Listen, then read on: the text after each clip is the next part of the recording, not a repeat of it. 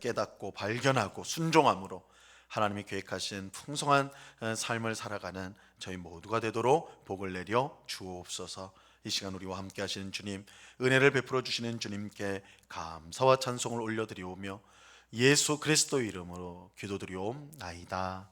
아멘. 우리 하나님 말씀을 다 같이 봅니다. 요한복음 18장 38절에서 40절까지의 말씀을 우리가 다 같이 보도록 하겠습니다. 요한복음 18장 38절에서 40절까지의 말씀입니다.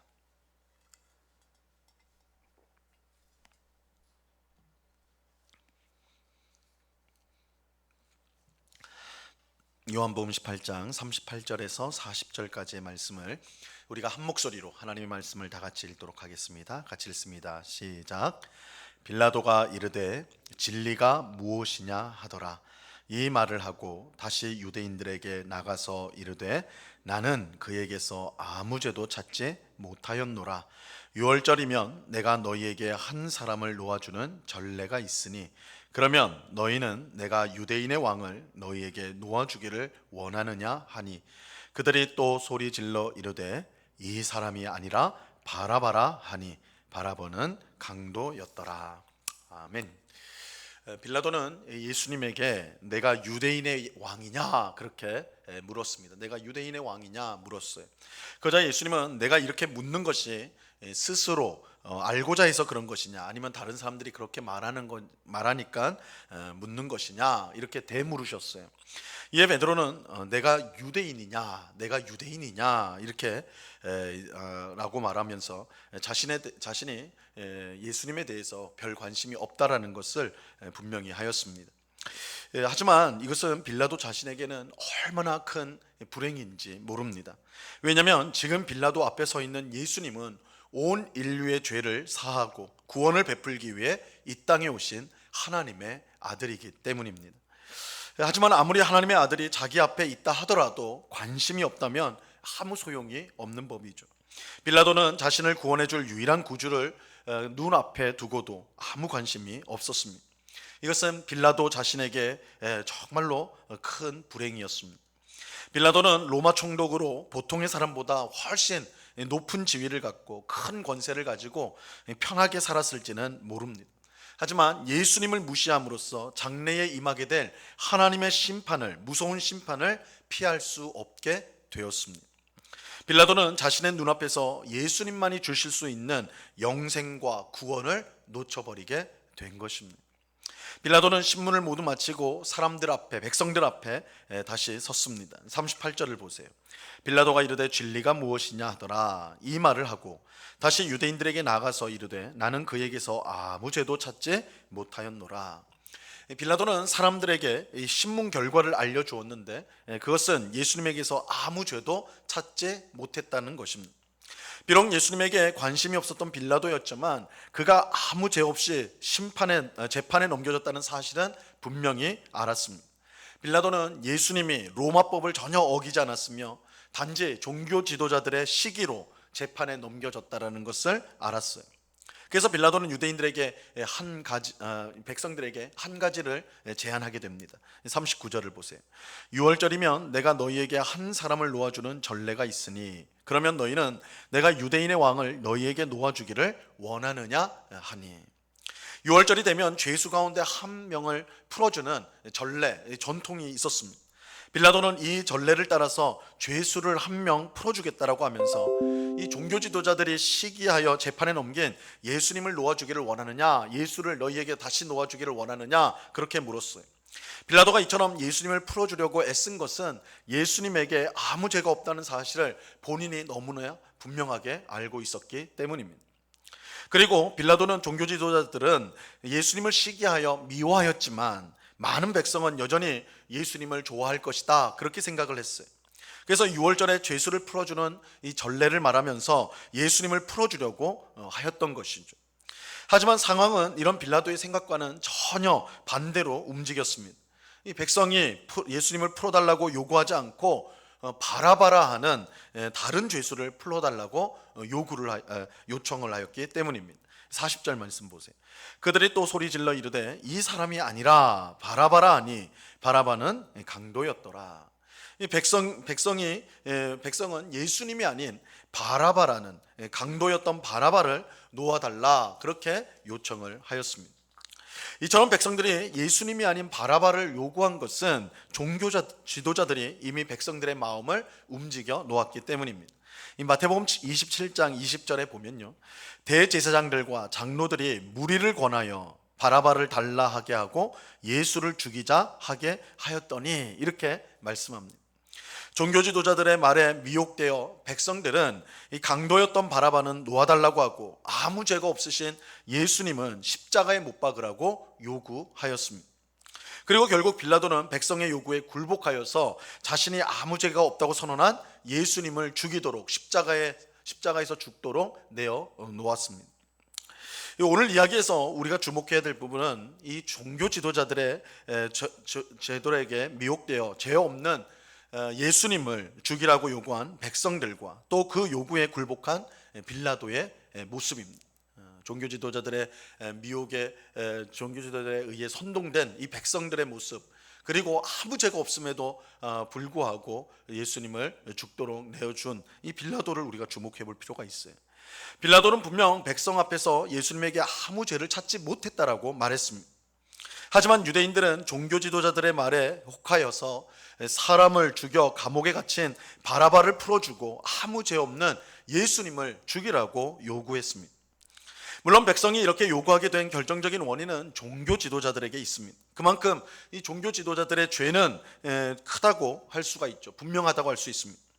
하지만 그렇다고 해서 그들의 말을 따랐던 백성들의 죄가 없다거나 또한 그들의 죄가 가볍다고 말할 수는 없는 것입니다. 백성은 아무리 종교 지도자들이 주장하는 말이라 하더라도 그것이 참으로 그런지 그렇지 않은지 분별해야 되는 책임이 있습니다. 그렇지 않고 종교 지도자들이 한 말이니 무조건 옳다고 따라간다면 종교 지도자들이 범한 죄를 그들도 똑같이 범하게 되는 것입니다.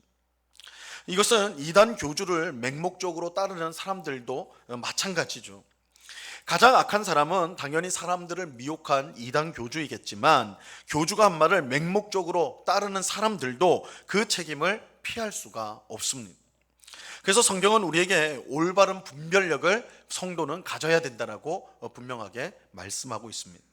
요한일서 4장 1절에 보면 이렇게 말씀합니다. 사랑하는 자들아, 영을 다 믿지 말고 오직 영들이 하나님께 속하였나 분별하라. 많은 거짓 선지자가 세상에 나왔음이니라. 이 선지자가 한 말이라고 해서 무조건 믿지 말라 분명히 말하고 있어요. 그 말이 하나님으로부터 나왔는지 분별해라. 우리가 말씀을 들을 때에 그 말씀이 저분이 훌륭한 분이니까 그 말이 맞겠지, 훌륭한 목사님이니까 다 맞겠지, 저 사람이 선지자니까 저 말이 다 옳겠지, 그렇게 맹목적으로 따를 것이 아니라 저 말이 정말 하나님으로부터 나온 것인지 분별해야 된다. 이 분별의 책임이 우리에게 있다는 거예요. 왜냐하면 거짓 선지자들이 있기 때문이에요. 거짓 선지자인 것을 분별하지 못하고 그의 말을 쫓아간다면 결국 거짓 선지자도 망하게 되겠지만 그를 따르는 자들도 함께 망하게 되는 것입니다. 그러므로 우리는 들은 말이 참인지 거짓인지를 항상 분별할 수 있어야 됩니다. 그래서 우리 사도행전에 보면 베레아 사람들에 대한 이야기가 나오는데, 베레아 사람들은 말씀을 듣고 그 말씀이 그러한가 하여 날마다 성경을 상고하였다, 성경을 읽었다, 이렇게 말씀이 나오잖아요. 바울이 전한 그 말씀도 정말 하나님으로부터 나온 말씀인가, 성경을 통해서 그들이 분별했다 그렇게 말씀하고 있습니다. 우리는 들은 말이 참인지 거짓인지를 항상 분별할 수 있어야 됩니다. 그래야 잘못된 말에 미혹되어 불행한 결말을 맞지 않게 되는 것입니다. 안타깝게도 예수님 당시의 백성들은 종교 지도자들의 말을 분별하지 못하고 맹목적으로 따라가므로 예수님을 죽이는 죄를 함께 짓고 말았던 것입니다. 또 우리는 빌라도의 비겁한 모습도 주목해 보아야 합니다. 빌라도는 분명 예수님에게 죄가 없다는 사실을 알고 있었습니다. 하지만 종교 지도자들과 백성들이 예수님을 죽이라고 요구할 때 결국 그 요구에 굴복하였습니다. 아마도 예수님을 처형하지 않으면 백성들이 밀란을 일으킬 것이라고 빌라도는 생각했는지 모릅니다. 그렇게 되면 로마 정부가 이 사실을 알고 책임자인 자신을 문책하게 될 것입니다. 결국 빌라도는 자신의 자리를 지키기 위해서, 자신의 자리를 유지하기 위해서 아무 죄가 없는데도 없는 것을 분명히 알면서도 예수님을 죽음에 내어 준 것입니다. 하지만 이것은 얼마나 어리석은 선택이었습니까? 빌라도는 이 일로 말미암아 하나님의 아들을 죽인 주범 중에 하나가 되었습니다. 그의 이름은 초대교회 때부터 고백되어 온 이 사도신경에 기록이 되었습니다. 예수님의 십자가 죽음을 말할 때마다 빌라도가 등장하죠. 우리가 오늘 새벽에도 기도회를 시작하기 전에 우리가 사도신경으로 우리 신앙 고백을 했는데, 빌라도에서 예수님이 십자가에서 죽으셨다 이렇게 고백을 하잖아요. 2000년 역사 속에서 계속해서 모든 성도들이, 신자들이 이 빌라도를 예수님이 죽인 주범 중에 하나로 그렇게 고백을 하고 있는 것입니다. 자신의 이익과 안위를 지키기 위한 선택이었지만 그는 수천 년 교회 역사 가운데 가장 악한 사람 중 하나로 기억이 되고 있습니다. 우리도 사소한 이익 때문에 거짓과 타협하는 경우가 있지 않은지 살펴보아야 됩니다. 불의를 행함으로 얻은 이익은 결코 유익할 수가 없습니다. 눈앞에 작은 이익 때문에 하나님의 말씀을 어긴다면, 불순종한다면 그것은 결코 복이 될 수가 없습니다. 오히려 하나님은 손해를 감수하고라도 하나님 말씀대로 또한 옳은 일을 행하는 사람을 복되다고 하십니다. 당장은 손해를 볼지 몰라도 분명 하나님께서 더 크게 채워 주십니다. 이러한 사실을 우리는 기억하고 작은 불의에도 타협하지 말고 항상 하나님 말씀에 순종하는 우리가 되어야 하는 것입니다. 하나님의 뜻대로 살아감으로 하나님이 주시는 풍성한 복을 누리는 오늘 우리 모두가 되어야 하는 것입니다. 이 새벽에 기도하는 우리는 이 빌라도처럼 작은 이익에 눈이 멀어서 하나님 앞에 원수가 되는 그런 잘못을 범해서는 안 될 것입니다. 우리는 하나님의 말씀, 그것이 혹 우리에게 손해가 되고 그것이 우리에게 불편함이 된다 할지라도 그 말씀에 순종하는 것이 오히려 하나님의 큰 복을 받는 길임을 우리는 분명히 알고, 오늘도 하나님 말씀에 순종하면서 살아가는, 하나님의 말씀을 붙들고 옳은 일을 행하며 살아가는 오늘 우리 모두가 될 수 있기를 바랍니다. 이 은혜가 이 새벽에 기도하는 우리 모두에게 충만히 임하기를 우리 주님의 이름으로 간절히 축원합니다. 기도하겠습니다. 하나님 아버지, 감사합니다.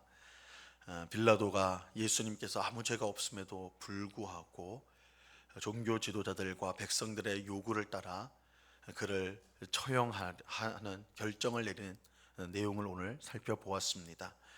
주님, 백성들은 종교 지도자들의 선동에 의해서 아무 죄가 없는 예수님을 죽이라고 요구하였습니다.